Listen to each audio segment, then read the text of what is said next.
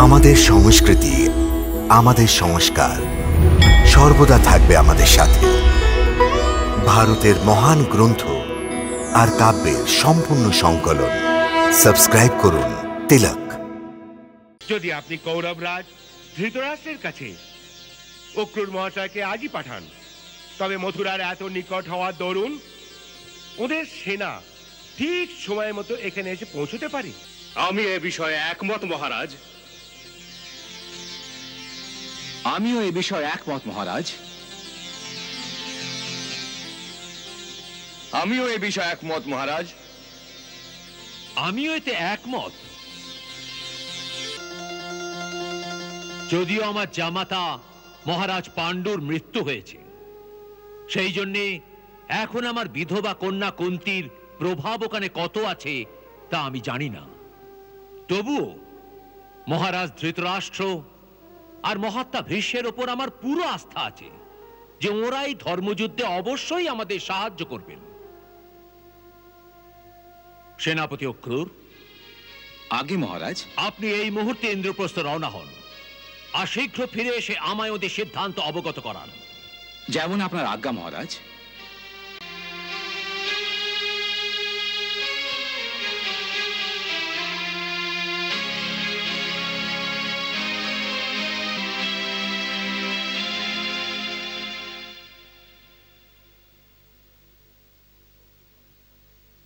অক্রূর কাকা,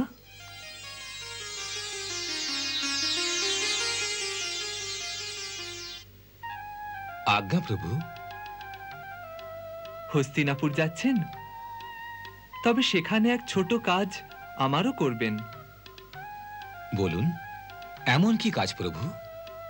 একটু সময় করে সেখানে আমার পিসি মহারানী কুন্তির দর্শন অবশ্য করবেন। আমার তরফ থেকে ওর কুশল প্রশ্ন করবেন আর ওর 5 পুত্রের খবরও নিয়ে আসবেন।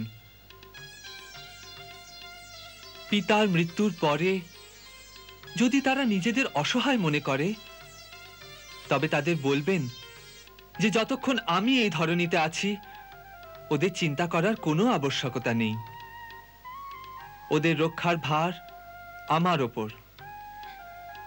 যথাজ্ঞা প্রভু।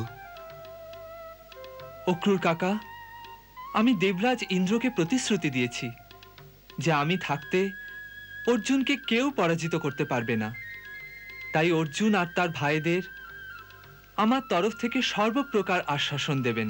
প্রভু, যার রক্ষা আপনি করবেন তার চিন্তা করার কি আবশ্যকতা আছে?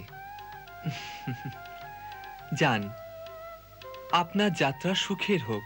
আর যাত্রা সফল হোক, এও তো বলুন প্রভু। আবার পরিণামের চিন্তা? পরিণামে নয় প্রভু, আমার মথুরা চিন্তা। মথুরা চিন্তা করবেন না অক্রূর কাকা। মথুরা সুরক্ষিত আছে আর সুরক্ষিত থাকবে। আপনি কেবল আপনার কর্তব্য পালন করুন। যান। এই আশ্বাসনেই যথেষ্ট প্রভু।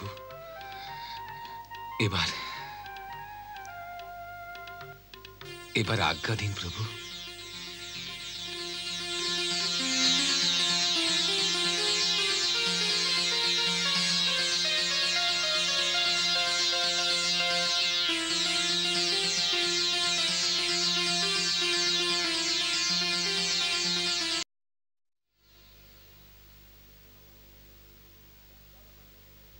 চলো সারথি।